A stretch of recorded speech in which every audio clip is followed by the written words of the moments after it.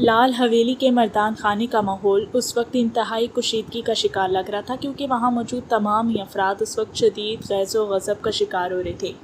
یہ میری ان دونوں کو آخری وارننگ ہے۔ حد ہے بے بسی اور بے شرمی کی، خاندان بھر کی عزت داؤ پہ لگی ہے اور ہم ان کل کے چھوکروں کی وجہ سے اپنے ہاتھ باندھ کے ان کی بے شرمی اور ڈھٹائی کے تماشے تک رہے ہیں۔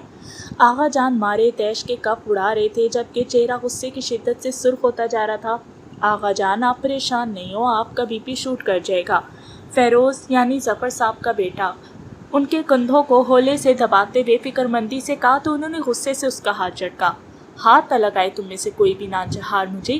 اگر کل کا سورج نکلنے سے پہلے بچی کے متعلق کوئی خیر خبر نہ ملی تو میں تم سب کو جائیداد سے آگ کر دوں گا۔ سرکاری کرسیوں پہ بیٹھے احمق گدھے ہو تم سب۔ ان کا شدید رد عمل سب پہ ہی اس وقت بھاری پڑ رہا تھا اور سب جانتے تھے کہ ایسا اس لیے تھا کہ بڑی حویلی سے دوراب خان نے بھی فون کیا تھا اور اب یہ دونوں اطراف کا غصہ تھا۔ کمال ہے آغا جان، جس بچی کو 6 سال پہلے ہی آپ نے اس حویلی کے لیے ممنوع قرار دے دیا تھا، اس کے ہونے یا نہ ہونے سے آپ کو کوئی فرق تو نہیں پڑنا چاہیے۔ وہاں ابھی آتے ہی عمان نے آغا جان کی بات سنی تو خود کو کہے بغیر نہ رہ سکا، جبکہ اس کی اس تلخ بات پہ آغا جان نے بمشکل اپنے ہاتھ کو اٹھنے سے روکا۔ جو اس وقت کیا وہ اس وقت کا تقاضا تھا، اور جو کہہ دینے یا کر دینے سے رشتے ختم نہیں ہو جاتے۔ سرد لہجے میں کہتے ہوئے انہوں نے اپنا منہ اس کی جانب سے پھیر لیا، جبکہ ان کے انداز میں یمان انہیں دیکھ کے رہ گیا۔ اور جو اس وقت ہو رہا ہے وہ اس وقت کا تقاضا ہے۔ سرکاری کرسیوں پہ بیٹھے ہیں لیکن ناؤذ باللہ خدائی فوجدار نہیں ہے۔ قتل کا الزام ہے آپ کی پوتی پہ، اور جہاں تک جیل سے غائب ہونے کا تعلق ہے تو ہمارے پاس کوئی ثبوت نہیں۔ شہر کی ایک گلی کو بقول آپ کے سرکاری اپروچ کا استعمال کرتے ہوئے چیک کر لیا۔ ایسے میں اب تو یہی بات میڈیا پھیلا رہا ہے کہ جو قتل کر سکتی ہے وہ جیل بھی تو توڑ سکتی ہے۔ اپنی بہن کے متعلق ایسے الفاظ کہنا کس قدر اذیت ناک ہوتا ہے، یہ اس وقت اس کے سرخ پڑتے چہرے کو دیکھ کے واضح محسوس کیا جا سکتا تھا۔ مان لیا کہ اس نے قتل کیا، اس نے جیل بھی توڑی ہے، لیکن سوال یہ کہ وہ ہے کہاں؟ شہر میں نہیں ہے تو دوسرے شہر کیسے گئی؟ جبکہ شہر سے باہر جانے والے تو ہر رستے پہ ناکا لگا تھا۔ اسی فضول کی ٹومک ٹوئیاں مارنے سے بہتر ہے کہ اپنا دماغ لڑاؤ اور سوچو کہ اگر وہ شہر کے باہر نہیں گئی، شہر میں بھی نہیں ہے تو کہاں ہے؟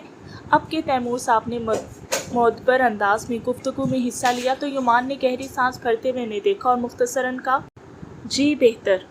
سنجیدگی سے کہتے ہوئے اس نے ہاتھ میں تھامے موبائل کی روشن سکرین پہ انگوٹھا پھیرا اور آغا جان سے اجازت طلب کرتا اس بیٹھک سے نکلتا چلا گیا، جبکہ باقی سب ابھی تک ان دونوں کے مطمئن اندازوں پہ ششدر اظہار خیال پیش کر رہے تھے۔ وسیع اور عریض لان کے وسط میں کھڑے ان نفوس کی بے یقین نگاہیں خود سے کچھ فاصلے پہ پڑی 4 لاشوں پہ مرکوز تھی۔ ان میں سے 2 نفوس وہ تھے جو قتل کی رات موقع واردات پہ موجود تھے، جبکہ 2 وہ تھے جن کو باس کے حکم سے جیل سے ثبوت لانے کے لیے بھیجا گیا تھا، لیکن ابھی وہ چاروں پڑے ان کا منہ چڑھا رہے تھے۔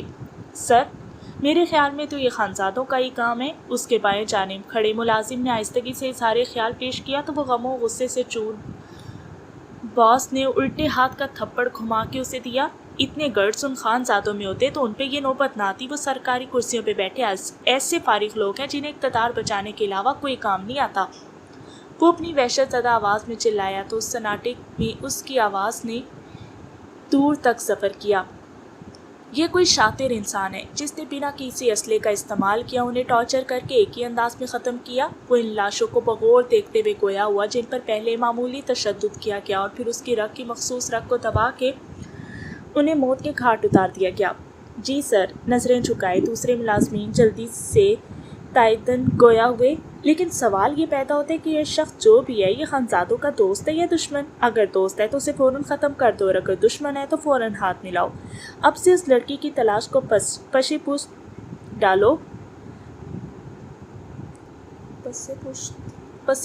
ڈالو، بلکہ اس شخص کو تلاش کرو جو اس لڑکی سے زیادہ ہمارے لیے فائدہ مند ہو سکتا ہے۔ اس نے بہت تفصیلاً اپنے آدمیوں کو بات سمجھاتے ہوئے کوٹ کی جیب سے سگار نکالتے ہوئے سلگایا تو اس لائٹر کی مدھم سی روشنی میں اس کا جلا چہرہ مزید بھیانک لگنے لگا۔ سگار کی کش لیتے ہوئے اس کے منتشر ذہن میں یہ سوال بار بار گونجتے اس کے دل و دماغ کی دوڑیں ہلا رہے تھے۔ اگر واقعی اس سب کے پیچھے اس ہائیلی اپروچڈ خاندان کا تعلق ہوا، اگر واقعی وہ ساری حقیقت جانتے ہو، اگر واقعی نورے ان کے پاس ہوئی تو؟ یہ سوال ایسے تھے جنہیں وہ سر چٹکتے ہوئے دل سے چاہ رہا تھا کہ یہ سب کرنے والا وہ شخص ہو جو کہ واقعی خانزادوں کا دشمن ہو۔ گھوڑے کی مانے دکھتے سر اور بوجھل ہوتی پلکوں کے ساتھ بامشکل کروٹ لینی چاہی تو نہ جانے کیوں ایک نامعلوم سے احساس کے تحت اس کی آنکھیں پٹ سے کھلیں۔ आंखों का खुलना ही था कि कुछ देर कबल का मंजर पूरी जुज़ियात के साथ उसकी आंखों के सामने लहराया तो दिलो दिमाग में फिर से पकड़ थकड़ चलने लगी। वो एक झटके से उठी तो निगाह सीधी सामने पड़े सुरमई रंग के सोफे पे बैठे शख्स से टकराई और जहन में बेख्तियार ये अल्फाज गूंजे, आपने पूछा ना कि मेरे बॉस ने अब मेरी क्या ड्यूटी लगाई है। भारी पुरस्कार आवाज़ कानों में गूंजी। उन्होंने मेरी यही ड्यूटी लगाई है कि ऐसे रफ्ता रफ्ता आपकी सांसों में तहलील हो जाऊं और उन्हें जल्दी से अपने मिशन के लिए एक और मोहरा दे दूं। भारी खुमार आलूद लहजे में कहा तो उसे न जाने क्यों ऐसे महसूस हुआ जैसे वो बात के इख्तिताम में मुस्कुराया हो। इसी दौरान उसने होंठों पे जमाए हाथ को उठाया।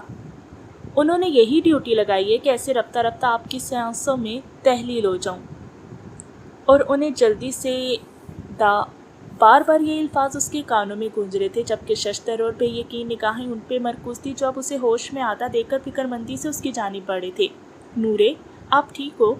उसके चेहरे पे बिखरे बाल समेटते हुए उन्होंने मोहब्बत से पूछा तो उनके हाथ के लम्स पे वो जैसे वर्ताए हैरत से बाहर निकली। ताया सरकार, आप? उसके लब होले से सिरसराए, जबकि बेयकीन निगाहें हनूज हसन खानजादा पे मरकूज थी जो बहुत संजीदगी के साथ साइड टेबल पे पड़ा जूस का ग्लास उठा के उसकी जानिब बढ़ा रहे थे। आप बॉस, आपने मुझे गैर मतवक्की सूरत हाल ने उसके दिमाग की चूल्हे तक हिला डाली थी। मैं किसी का बॉस नहीं हूँ बच्चे, लेकिन मैं आपका बाप हूँ, इसलिए मुझे आपको जेल से यहाँ लाना पड़ा। हसन साहब ने जूस का ग्लास उसके होंठों से लगाते हुए संजीदगी से कहा तो उसका दिमाग मजीद चकरा गया। आपने मुझे जेल से आज़ाद करवाया था, फिर मैं यहाँ क्यों हूँ? वो खुद कलामी के से अंदाज में गोया हुई, लेकिन इससे पहले कि वो कोई जवाब देते वो अचानक कुछ याद आने पे तेज़ी से बोली, मुझे जेल से यहाँ तक कौन लेके आया और फिर यहाँ मिलने कौन आया था? ये सवाल पूछते हुए उसकी सांसें तंग पड़ने लगी। मेरा ही एक आदमी था, जवाब देते हुए उन्होंने उससे निगाह चुराई, जबकि उनके जवाब में नूरे को अपना वजूद अनदेखी आँख में झुलसता महसूस हुआ। आपका आदमी? वो शौक थी, लेकिन रफ्ता रफ्ता ये शौक ख़त्म हुआ तो रंजो गुस्से में तब्दील हो गया। आप जानते हैं कि आपका आदमी आपकी ही बहू को हरेस करके आपके बेटे से डिवोर्स मांगने को कह रहा था। आपने मुझे जेल से आज़ाद करवाया था तो मुझे इस चार दीवारी में कैद क्यों किया? मुझे वापस हवेली क्यों नहीं लेके गए? या फिर हवेली में अब मेरे जैसे कातिल की जगह नहीं बची? शदीद तरीन अज़ियत में मुब्तला वो चीख रही थी, जबकि उसके अल्फाज पे उनकी आंखों में मलाल उतरा। ना तो कोई आपको कातिल समझता है और ना ही किसी ने आपको कैद किया, मगर अभी आपको हवेली इसलिए नहीं लेके गई कि पुलिस और आवाम मुसलसल आपके पीछे है, इसलिए आपको कुछ अरसा यहाँ रहना होगा। उन्होंने अपना मखसूस मुतमहिल मिजाज में उसे समझाने की कोशिश की, लेकिन उसे तो बस उस आदमी का लम्स अपने बदन पर सिरसराता हुआ महसूस हो रहा था। वो आदमी, उसने खौफजदा अंदाज में अपनी गर्दन से हिलाते हुए इस्तफसार किया। उसने आपको सिर्फ जेल से निकाल के गाड़ी में डाला तो उसके बाद कोई भी आपके कमरे में नहीं आया? आप शायद किसी नाइटमेयर का शिकार हैं। कमरे की दीवार पे लगी पेंटिंग को तकते हुए वो तसल्ली देने वाले अंदाज में गोया हुए तो उसका पूरा वजूद उनकी बात से इनकारी हुआ, मगर वो मुसलसल उस बात पे जोर दे के उनके ज़ब्त का इम्तिहान नहीं लेना चाहती थी कि आखिर को थे तो वो मर्द ही और रिश्ते में उसके ससुर। ऐसे में वो ऐसी बात कैसे बार बार उनसे कह सकती थी जब वही इस बात से इनकारी थे? इससे कबल के उन दोनों में से कोई भी मज़ीद कुछ कहता, अचानक हसन साहब के मोबाइल पे कॉल आने की वजह से वो एक्सक्यूज़ करते बाहर निकल गए। उनके बाहर निकलने पे उसने जैसे ही तकिए के साथ टेक लगा के अपने हिसाब को पुरसकून करने की कोशिश की, उसी लम्हे कमरे में थप की आवाज़ ने उसकी कोशिश में खलल डाला। तुम? आंखें वाह करने पे दिखाई देने वाले नकाब पोश को देख के उसके लब भी साख्ता हिले। जी, मैंने सोचा कि अपने ससुर से मेरे बारे में पूछताछ कर रही हैं तो क्यों ना होती उन्हें मुलाकात की सादत बख्श दूँ। बेनियासी और बेखौफी से कहते हुए वो नपे तले कदम उठाता उसकी जानिब बढ़ा तो उसकी आंखों की पुतलियाँ बढ़ने लगी, जबकि दिल गोया कानों में धड़कने लगा। ताया सरकार, उसके कदम खुद के बहुत नज़दीक देखे वो एकदम से चिल्लाई तो उसने बदमज़ा अंदाज में सर हिलाया। रात की इस बेर जब बसल का मौसम उरूज पे हो, ऐसे में ससुर को कौन बुलाता है अहमक खातून? अफसोस से उसे देखते हुए वो उसके परे खिसकने पे आमादा वजूद को अपने हाथ की गिरफ्त में लेता हुआ सादगी से बोला तो नूरे का चेहरा लट्ठे की मानित सफ़ेद पड़ने लगा। कौन हो तुम? अपनी बेबसी और इस जिल्लत से घबराती वो शिद्दत से रोती जब उसे यूं रोते देख कि उसने लब भींचते हुए अपनी पेशानी ज़बरदस्ती उसकी पेशानी से लगाते हुए गहरी सांस भरी तो उसके उस बेबाक अंदाज में वो फूट फूट के रोती। भारी गमगीर, माय विडा मेरे लफ्ज़ को पहचानी। आवाज़ पे यकलक तो उसके जिस्म में लहसे भर को खून की गर्दिश रुक सी गई। اس نے آنسوؤں سے لبریز آنکھیں اٹھا کے اس کے چہرے کی جانب دیکھنا چاہا تو نگاہ بھوری آنکھوں سے ٹکرائی تو دل انجانے خوف سے لرز اٹھا تھا۔ اپنے باس سے کہو کہ وہ چاہتا ہے نا کہ میں حماس خانزادہ پہ قاتلانہ حملہ کروں تو میں کر دوں گی، لیکن خدا را میری عزت میں یوں وار کرنا بند کر دو اور میرے لیے زندگی کو بدتر مت بناؤ۔ ان بھوری آنکھوں پہ چھائے تاثرات نے اس کے دل و جان کو اس قدر خوف سے بھر دیا کہ جو فیصلہ جیل کی چار دیواری میں اس سے نہ کروا سکی وہ اپنے ہی گھر کی چار دیواری میں محصور کر گئی۔ اس کی سپاٹ مگر آنسوؤں سے بھیگی نم آواز میں کہے گئے الفاظ پہ اس شخص کے اس کے وجود پہ گرفت ڈھیلی پڑی اور پھر یکلخت ختم ہو گئی۔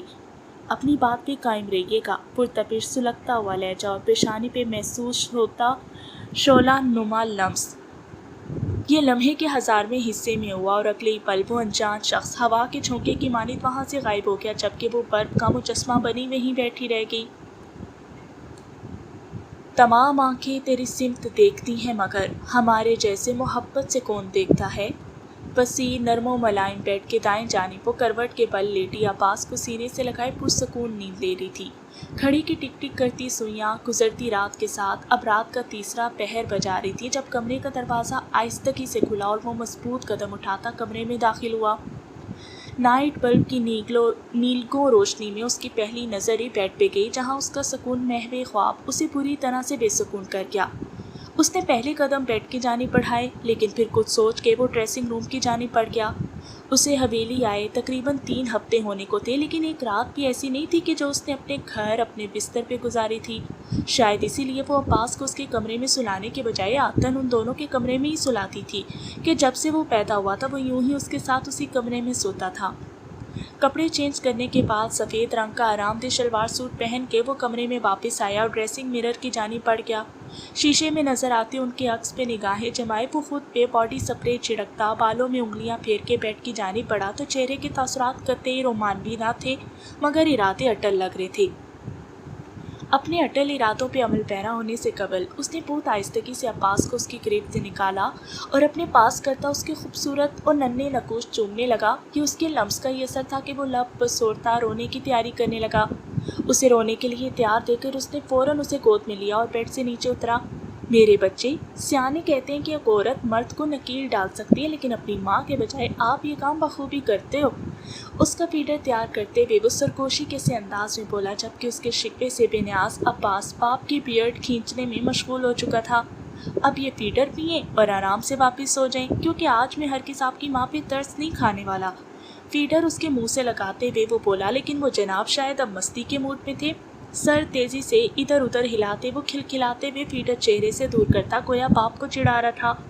اس کے ان معصوم شرارتوں پہ مسکراتا وہ اسے کاؤچ پہ بٹھا گیا لیکن پہلے کی طرح بنا بولے اس نے نچلا لب ہونٹوں میں دبائے شرارت سے سر دوبارہ ادھر ادھر ہلایا تو اس کے لب کھل کے مسکرا دیے۔ یہ زیادتی ہے یار، آپ میری بیوی کے پاس مسلسل تقریباً 2 سالوں سے سو رہے ہو لیکن میں نے آج ہی آپ کی ماں کے پاس سونے کی بات کی مگر آپ موقع ہی نہیں دے رہے۔ اس کو گدگداتے ہوئے وہ مصنوعی بےچارگی سے بولا تو اس کی آواز عباس کی کھلکھلاہٹ پہ مزے سے سوئی عائشہ کی نیند میں خلل پڑا۔ مندی مندی آنکھیں کھولتے ہوئے اس نے بیڈ پہ ہاتھ پھیلایا لیکن خالی بیڈ اور ہاتھ اس کا منہ چڑھا رہے تھے۔ عباس کے بارے میں سوچتے ہوئے وہ ایک جھٹکے سے سیدھی ہوئی تھی جب کانوں میں ننھی سی کھلکھلاہٹ گونجی۔ وہ ماں عباس نے اپنے سینے پہ انگلی مارتے ہوئے اسے باور کروانے کی کوشش کی کہ وہ صرف اس کی ماں ہے، اس کے پاس سونے کا حق صرف اسی کا ہے، جبکہ بات کے پس منظر سے ناواقف بیڈ پہ بکھرے بالوں کے ساتھ وہ آنکھوں میں نیند کا خمار لیے اپنے بیٹے کی خود سے محبت پہ کھل کے مسکرا دی۔ یار ماں وہ آپ کی تبھی بن سکی ہے جب وہ میری بیوی بنی ہے، اس لیے مجھے موقع دیں کہ میں انہیں بھی یاد کروا دوں کہ وہ میری بیوی ہے۔ وہ بہت رسانیت سے اس سے یوں میں بے گفتگو تھا گویا وہ اس کی ساری باتیں سمجھ رہا ہو، جبکہ دوپٹے سے بے نیاز جمائیاں لیتی عائشہ کی آنکھیں اس کی بات سن کے پٹ کے کھل سی گئی۔ اس کے الفاظ میں چھپے معنی پہ ساختہ اس کے وجود میں چونٹیاں سی بھرنے لگیں۔ می نو می بابا ماں، زور سے نفی میں سر ہلاتے اس نے اپنی ہی بات کی تو وہ گہری سانس بھرتا اسے سینے سے لگاتا اس کے بعد سے لانے لگا۔ پورے ماں کے بیٹے ہو آپ؟ اس کے بعد سے لاتے ہوئے اس نے دوبارہ فیڈر اس کی جانب بڑھایا تو اپنا سر پیچھے کرتے عباس کا دھیان بیڈ پہ بیٹھی ماں کی جانب گیا تو وہ چہک اٹھا۔ بابا ماں، اس کے بازو سے قمیض کھینچتے ہوئے وہ زور سے بولا تو اس نے چونکتے ہوئے گردن گھمائی تو نگاہ گویا ٹھہر سی گئی۔ خلاف معمول وہ بنا دوپٹے کے کھلے بالوں کے ساتھ ٹانگوں تک بلینکٹ اوڑھے خاصے होशरुबा हुलिये में उसके सामने मौजूद थी। ये उसकी निगाहों में उभरने वाले शौक तकाज़ों की बेबाक लपक ही थी, जिससे फितरी तौर पे घबराते हुए आयशे ने गड़बड़ा के गले पे हाथ मारा, लेकिन दुपट्टे को नदारद पा के उसका रंग सुर्ख पड़ गया। उन दोनों की दिली कैफियत से बेनियाज अब्बास बाप की कमीज़ खींचता उसको माँ की जानिब ले जाने पे जोर देने लगा। उसे बेड से उठते देख के आयशे का दिल धोंकने की मानित पर धड़कने लगा। वो फौरन इधर उधर चेहरा घुमाती अपना दुपट्टा ढूंढने लगी, जो उसे दूसरी साइड पे रखे तकिए पर से मिला तो उसने उसके बेड पे पहुंचने से कबल ही उसे ओढ़ लिया। माँ बेड के नज़दीक पहुंचते ही अब्बास फौरन माँ की जानिब लपका तो उसने वालहाना अंदाज में उसे बाजुओं में भरते हुए सीने से लगाया, जबकि बेड के पास खड़े युमान ने बगौर उस मोहब्बत के मुजाहरे को देखा और फिर कुछ सोचा। अब्बास को जल्दी से फीड करवाएं।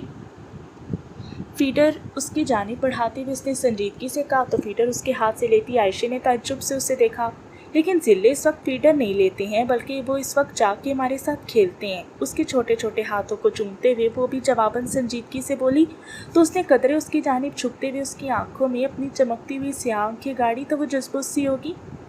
आज की रात मुझे अपने साथ खेलने का मौका दें। गहरा लहजा और बेबाक निगाहों की लपक ना समझी का भरपूर तासुर देती आयशे अपनी धड़कनों को मुंतशिर होने से नहीं रोक पाई। तभी फौरन चेहरा झुकाती वो बुड़बुड़ा उठी, जो नशा करके आए ना उसका एंटीटोट भी बाहर से कर आते। उसकी कही बात का असर ज़ायल करने को वो खामखा बुड़बुड़ाई और अपने दुपट्टे को हाथ में लेके बातें करते अब्बास की जानिब मतवज्जे होगी। 8 साल पहले एक जालिम नशे की लत लग चुकी थी, जिसका एंटीडोट लेने 2 साल कबल आया था, लेकिन उसका साइड इफ़ेक्ट बहुत गहरा हुआ था। तभी अब एंटीडोट की ज़रूरत फिर से पेश आ रही है। बेबाकी और बेशर्मी का भरपूर मुजाहरा करता वो अपनी बातों से उसकी धड़कनों को मुंतशिर करता उसका हलक खुश कर गया। उसे समझ नहीं आ रही थी कि उसे यकायक हुआ क्या था। वो जो इतने दिनों से रात हवेली से बाहर गुजारा था और तो और हमास से लड़ाई के बाद तो वो 2 दिन घर आया ही नहीं था, मगर आज आते ही उसकी बहकी बहकी बातें उसे परेशान कर रही थी। दिन के औकात में सब की मौजूदगी में वो उसे तेवर दिखा लेती थी, लेकिन इस पहर वो उसकी बेशर्मी के मुजाहरे कैसे बर्दाश्त करेगी। माँ फीडू वो अपने ख्यालात में खोई थी। जब अब्बास के पुकारने पे चौंकी तो देखा कि वो दूसरी साइड पे नीम दराज बहुत तवज्जो से उसके चेहरे के उतार चढ़ाव देखता अब्बास से खेल भी रहा था, मगर अब शायद अब्बास को खाने की तलब हो रही थी, इसलिए चारों ना चार उसे फीडर दे के वो अब्बास के ना सोने की दुआ मांगने लगी, मगर ऐसा नहीं हुआ। आप इसे कहाँ लेके जा रहे हैं? अब्बास के सोने पे जब उसने उसे उठाया तो वो फौरन ठटकी। इसके रूम में संजीदगी से जवाब दिया तो आयशे के दिल को पतंगे लग गए। लेकिन हम हमेशा एक साथ सोते हैं, आपको अगर मसला है तो आप कहीं और सो जाएं। उसने नरूठेपन से कहते हुए अब्बास को लेने के लिए बाजू फैलाए तो जवाबन युमान ने जिस अंदाज में उसके फैले हुए बाजू को देखा वो जुज़्बुज़ होती बाजू नीचे गिरा की। मुझे जो मसला है वो मैं आके बताता हूँ, बल्कि उसका हल भी तलाश करता हूँ। उसके सरापे को गहरी निगाहों से तकते हुए वो उसे बिना किसी सवाल जवाब का मौका दिए कमरे से मुलायका अब्बास के कमरे की जानिब बढ़ गया, जबकि अपने बेड पे बैठी आयशे का दिल आने वाले लम्हात का सोच के पागल हुए जा रहा था। कुछ कह रही थी आप? वापिस आके उसके नज़दीक बैठता वो अचानक बोला तो वो गड़बड़ा सी। हम कुछ नहीं कह रहे थे, नींद आ रही है तो सोने लगे हैं। उससे कतराती वो ब्लैंकेट ऊपर करती सोने के लिए लेटने लगी थी। जब उसने उसका बाजू थामते हुए एक झटके से उसे अपने नज़दीक खींचा तो वो लहराती हुई उसके कुशादा सीने से आ लगी। अब ये गुरेज ख़त्म कर दें आयशे बीबी, आपने जिस वादे की डोर से मुझे बांधा था उसको आप खुद ही तोड़ चुकी हैं। गहरे लहजे में बोलते हुए उसने उसके सर पे ओढ़ा हुआ दुपट्टा होले से सिरकाया तो उसकी बात समझती आयशे को अपने हाथ पैर कांपते हुए महसूस हुए। लेकिन उस वादे को आप 2 साल पहले तोड़ चुके थे। उसके सीने पे कांपते हाथ जमा के फासला बढ़ाने की सही करती टूटते अल्फाज के साथ बोली तो उसने उसके बालों की लिट नरमी से सहलाते हुए उसकी पलकों पे फूंक मारी तो वो अपनी सांस तक रोकी। उसी वादा खिलाफी की तलाफी के लिए तो हिजर काटा है, गमगीन लहजे में कहते हुए उसने उसका दुपट्टा उसकी गर्दन से सिरकाना चाहा। जब उसने उसके हाथ पे हाथ रखते हुए नफी में सर हिलाना चाहा, जब उसने दूसरा हाथ उसके घने बालों में फंसाते हुए उसे उसकी हरकत से मना करते हुए उसकी सांसों पे काबिज होते हुए उसे अपने मज़मूम इरादे का पता दे गया। सांसों पे बढ़ती हुई उसकी गिरफ्त पे घबराते हुए मुज़ाहमत के लिए उसके सीने पे जमे हाथ बेसाख्ता सहारे के लिए उसकी शर्ट को मजबूती से थाम के चंद फसूखेज़ लम्हात के बाद वो उसे सांस लेने का मौका देने के लिए चेहरा उसकी पेशानी से टिका गया। मुझे रोकने की कोशिश मत कीजिएगा, वरना आप जानती है कि मेरा पेशा मुझे अपना काम निकलवाने की किस हद तक इजाज़त देता है। बेबाकी से उसकी सफ़ेद गर्दन का जायज़ा लेता वो मायने खेस लहजे में बोला तो आयशा को अंदाज़ा हुआ कि वो 2 दिन कबल जज्बातियत में की गई हरकत की आवाज़ कितने बड़े इम्तिहान में फंस चुकी थी। युमान, हमारी तबीयत ठीक नहीं है, प्लीज़। उसे अपनी गर्दन पे झुकता देख के वो आंखें ज़ोर से मीचती तेज़ी से बोलती उसे पल भर को ठटका गई, लेकिन अगले ही पल वो मुस्कुराते हुए उसकी गर्दन पे झुका तो उसके सरसराते होंठों का लम्स अपनी गर्दन पे महसूस करके वो शिद्दत से मुठियाँ भेज गई। मैंने कहा ना कि बहुत जालिम है आप, मुतबस्सम लहजे में कहते हुए वो सीधा हुआ और एक गहरी निगाह उस पर डाली जो बिखरी सांस और बिखरे वजूद के साथ सीधी उसके दिल में उतरी थी। ये बहाना भी आपका कबूल करता हूँ, लेकिन अब मज़ीद आप मुझे अपने वादों का पाबंद नहीं रख सकती। संजीदगी से उसे पावर करवाते हुए वो खुद पे सब पाता करवट बदल गया, जबकि अपनी तेज़ धड़कनों को संभालने की सही करती आयशा उस पफरे दरिया को पुरसकून होते देख के गहरा सुकून खुद में सरायत करता महसूस कर रही थी। लेकिन आखिर कब तक? सुरमई दीवारों से सजे ऑफिस में उस वक्त मलकजा सा अंधेरा फैला हुआ था, क्योंकि ऑफिस विंडोज़ पे सुरमई कलर के ही कर्टन्स फैले हुए रोशनी का रास्ता रोके हुए थे। उसी मलकजे माहौल में अपनी डार्क शख्सियत के साथ वो स्याह रंग के सूट में मलबूस, स्याह चमकते जूते पहने, बाएं कलाई पे पेश कीमत घड़ी पहने, बालों को जेल से अच्छी तरह जमाए वजाहत व अमारत का मुंह बोलता सबूत बना रिवॉल्विंग चेयर पे बैठा सिगार पी रहा था, जबकि माथे पे बनने वाला लकीरों का जाल वाज़े कर रहा था कि दिमाग उस वक्त परागंदा सोचों से अटा पड़ा था। ये इक़्तिदार की जंग बहुत बुरी है, उससे अगर बुरे बन के लड़ोगे तो लोगों के दिल से इज्जत खोते चले जाओगे, लेकिन अगर उसे अहमकाना हद तक मुखलिस होकर लड़ोगे तो हर चीज़ हार जाओगे, अपनी जान, ख़ानदान, इज्जत, नाम, शौक, तरजीहात, सब कुछ। हसन साहब की बरसों कबल की ही बात उसके कानों में गूंजती एक जहर खुद मुस्कान उसके होंठों पे बिखेर गई। आपने मुझे ये तो बताया नहीं बाबा सरकार कि अगर इस इक़्तिदार की जंग में अपने ही मुखालिफ बन जाए तो क्या कुछ खोना पड़ता है। एतमाद, यकीन, वफा, उम्मीद, मान, मोहब्बत। और तलखी से सोचते हुए वो रुका और ज़ोर से आंखें मीचते हुए गोया बहुत कुछ हलक से उतारा हो, और दोस्ती भी। बुड़बुड़ाने के से अंदाज में कहते हुए उसने गहरा कश लगाया तो आंखों में छाई लाली उस धुएं के मरगोले में कहीं मधम होने लगी। और ये बात तो शायद आप में से कोई भी नहीं जानता होगा कि मैं इस इक़्तिदार की जंग में ये सब कुछ खो चुका हूँ, जान समेत। गहरी सांस लेते हुए उसने अपनी टेबल की पहली दराज खोली तो उसमें पड़े छोटे से चाकू पे नज़र पड़ी तो आंखों में एक ज़ख्मी तासुर फैल गया, जिसे फ़ौरन छुपाते हुए उसने दराज बंद किया।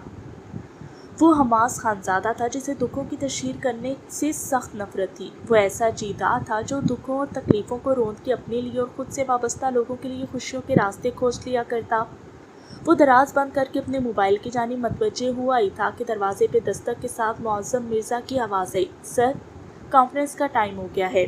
उसके पैगाम पे वो सुगार बुझाता अपनी जगह से उठा और मजबूत कदम उठाता एक नए मकसद को पूरा करने के लिए आगे बढ़ गया।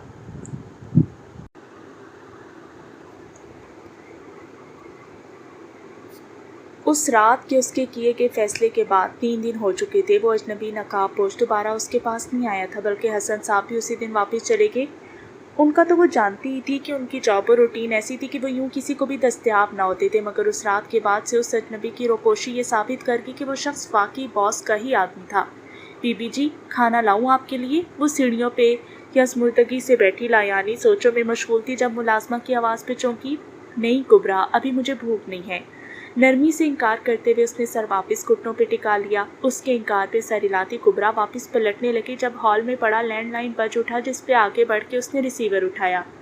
अस्सलाम वालेकुम, उसने पारदान अंदाज में सलाम किया और दूसरी जानिब का जवाब सुनने लगी और फिर चंद लम्हों के बाद कदरे बुलंद आवाज़ में बोली, बीबी जी आपका फ़ोन है। उसके पैगाम पे उसे हसन साहब का ख्याल आया। तभी वो कसरमंदी से उठी और उसके नज़दीक पहुंची तो उसने फ़ौरन रिसीवर उससे थमाया। मुझे पता चला है कि तुम मेरा काम करने के लिए राज़ी हो चुकी, इसलिए आज तुम्हें आलाए वारदात मिल जाएगा, मगर कल तक यकीनी तौर पे हमारा काम हो जाना चाहिए।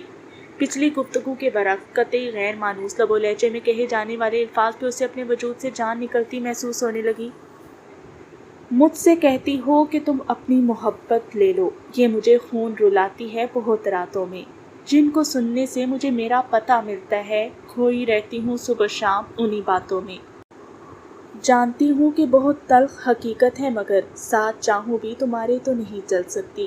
बात ये मान लो, तुम अपनी मोहब्बत ले लो। मैं अब इस आग में एक पल भी नहीं जल सकती। مجھ سے کہتی ہو کہ تم اپنی محبت لے لو، جانے جا کیسے تمہیں بات یہ سمجھاؤں میں۔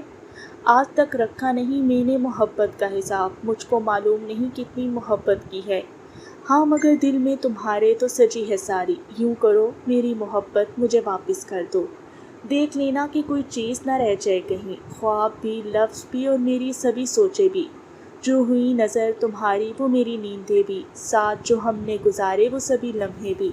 مجھ کو معلوم نہیں کتنی محبت کی ہے، کیوں بھلا میرے سہارے کی طلب ہے تم کو، بوجھ لگتی ہے تمہیں میری محبت جانا، یوں کرو میری محبت مجھے واپس کر دو۔ عاطف سعید۔ ریسیور ہاتھ میں تھامے وہ ساکت و جامد کھڑی تھی۔ کال کرنے والے نے اپنے گزشتہ لب و لہجے سے ہٹ کے بہت عجیب لہجے میں بات کی تھی، مگر اسے تو اس کے لب و لہجے سے غرض ہی نہیں تھی، اسے تو بس اس کے الفاظ زندہ درگور کر رہے تھے۔ وہ نہ جانے کب تک یوں ہی کھڑی تھی، جب اچانک کبریٰ واپس آئی تو اسے یوں ہی کھڑے دیکھ کے بہت حیران ہوئی۔ بیوی جی آپ ایسے کیوں کھڑی ہیں؟ اس کے کندھے کو ہولے سے چھو کے کہتی وہ اسے چونکا گئی۔ ہاں کچھ نہیں۔ وہ ہڑبڑا کے ہوش میں آئی اور ریسیور واپس کریڈل پہ ڈال کے واپس پلٹی، لیکن اچانک اس سوچ کے تحت وہ رک گئی اور ایک امید سے لینڈ لائن کو دیکھا۔ کبریٰ آپ کے پاس حماس کا نمبر ہوگا؟ اس کی آنکھوں میں امید کے دیے جل رہے تھے۔ جی بیبی جی، یہاں یہ ڈائری میں سارے نمبر لکھے ہیں۔ وہ جوش سے بولی تو اس نے کانپتی ٹانگوں کے ساتھ آگے بڑھ کے ڈائری پکڑی تو محسوس ہوا کہ ہاتھوں پہ لرزش طاری ہے۔ ایسا نہیں تھا کہ اس کا نمبر نہیں پتا تھا، لیکن اس وقت ذہنی حالت اس قدر مخدوش ہو چکی تھی کہ اس کا دماغ کچھ بھی یاد کرنے کے قابل نہیں تھا۔ وہ حماس کا نمبر تلاش کر رہی تھی، جب نگاہ حسن صاحب کے نمبر پہ جا ٹھہری تو آنکھیں لہسے بھر کو چمک اٹھی۔ اس نے جلدی سے حسن صاحب کا نمبر ملایا تو ان کے اسسٹنٹ نے کال ریسیو کی۔ اس کے استفسار کرنے پہ اپنا نام بتاتے بتاتے وہ رک سی گئی، کیونکہ اسے یاد آیا کہ وہ ایک مفرور قاتلہ تھی جسے پولیس اور عوام تلاش کر رہی تھی۔ یہی سوچ کے اس نے فوراً لہجہ بدلا اور اپنا نام کبریٰ بتا کے حسن صاحب کے بولنے کا انتظار کرنے لگی۔ السلام علیکم، حسن خانزادہ اسپیکنگ۔ چند لمحوں بعد حسن صاحب کی بھاری آواز گونجی تو اس کا دل گھبرانے لگا۔ وعلیکم السلام تایا سرکار، میں نورے بات کر رہی ہوں۔ وہ آہستگی سے گویا ہوئی تو اس کے اس قدر سہمے ہوئے انداز پہ انہیں نہ ڈر اور صاحب کو نورے یاد آئی تو آنکھوں میں ملال جاگ اٹھا۔ جی کہیں، انہوں نے سنجیدگی سے پوچھا تو وہ کچھ پل اپنی ہمت مجتمع کرتی الفاظ کو ترتیب دینے لگی۔ تایا سرکار، مجھے حماس سے ملنا ہے، ایک دم سے بولتی وہ اپنی زبان دانتوں تلے دبا کی، جبکہ اس کی فرمائش پہ پرسکون انداز میں بیٹھے حسن صاحب فوراً سیدھے ہوئے اور اچنبے سے موبائل کو دیکھا۔ حماس سے ملنا ہے آپ کو؟ انہوں نے جس حیرت سے اس بات کو دہرایا وہ شرمندہ سی ہوگی، لیکن بولے بنا چارہ نہیں تھا، اس لیے مختصراً جی کر گئی۔ ٹھیک ہے میں بات کرتا ہوں، باقی سب ٹھیک ہے؟ انہوں نے کچھ سوچتے ہوئے حامی بھری جی جواب اب بھی مختصر تھا، جس پہ انہوں نے اسے اللہ حافظ کہہ کے کال کاٹ دی، جبکہ وہ وہیں بیٹھی اس گھڑی کے لیے خود کو تیار کرنے لگی جب اس کا سامنا اس سے ہونا تھا۔ آج بہت دنوں بعد بڑی حویلی کے ہال میں رونق سجی تھی، کیونکہ آج سب بچے بڑے ایک ساتھ وہاں موجود تھے، ماں سوائے حسن صاحب اور حماس کے۔ یار ایک بات مجھے سمجھ نہیں آ رہی کہ جب 5 سال پہلے ہم مری گئے تھے تو نورے بھابھی کھو گئی تھی، تب لالا نے کتنی آفت مچائی تھی انہیں ڈھونڈنے کے لیے، لیکن اب جب بھابھی جیل سے غائب ہے تو لالا اتنے پرسکون کیوں ہوئے؟ داون نے مالٹے کی کاش منہ میں ڈالتے ہوئے اپنا اظہار خیال پیش کیا تو سب نے چونک کے اس کی جانب دیکھا۔ کیا کہنا چاہتے ہو تم؟ الیان نے آنکھیں سکیڑتے ہوئے اس کے چہرے کو بغور دیکھا۔ میں یہی کہنا چاہتا ہوں کہ بھائی میرے، یا تو بھابھی جیل سے غائب ہی نہیں ہوئی یا پھر وہ لالا کے پاس ہے، اس کے علاوہ اگر کوئی اور چانس ہوتا تو شہر میں اتنا سکون نہ ہوتا۔ داون نے بہت سکون سے اپنی بات مکمل کی تو سب نے دہل کے اسے دیکھا، لیکن جب بات شعور تک پہنچی تو مقدس بی بی سمیت سب کی آنکھیں چمک اٹھی۔ مطلب کہ نورے حماس کے پاس ہے، لیکن حماس اسے اغوا کیوں کرے گا؟ وہ اس کی ضمانت کروا کے اسے سیدھا گھر لے کے آئے گا نا؟ جوش سے بولتے ہوئے مقدس بی بی کی آواز میں مایوسی در آئی تو سب کے چہرے دوبارہ سے لٹک گئے۔ تائی سرکار، ہو سکتا ہے کہ لالا بھابھی کے ساتھ ہنی مون منانا چاہتے ہو؟ فریحہ شوخی سے بولی تو فبیہہ بیگم نے آنکھیں نکال کے اسے دیکھا تو وہ فوراً سیدھی ہو کے بیٹھی۔ حالات ہرگز ایسے سازگار نہیں تھے کہ وہ ایسی عیاشیاں کرتے۔ یہ بات بہت قابل غور ہے کہ اس خاندان کی بہو پہ قتل کا الزام لگایا اور وہ جیل سے اغوا بھی ہو چکی ہے، لیکن ہمارے سب بڑے بہت پرسکون ہیں۔ داون نے دوبارہ اپنی بات دہرائی تو حسین صاحب نے تیکھے انداز میں اسے دیکھا۔ جاسوسی ناول کم پڑا کرو برخوردار، کوئی پرسکون نہیں بیٹھا ہوا، اب کیا بچی کی تشہیر کریں گے ہم لوگ؟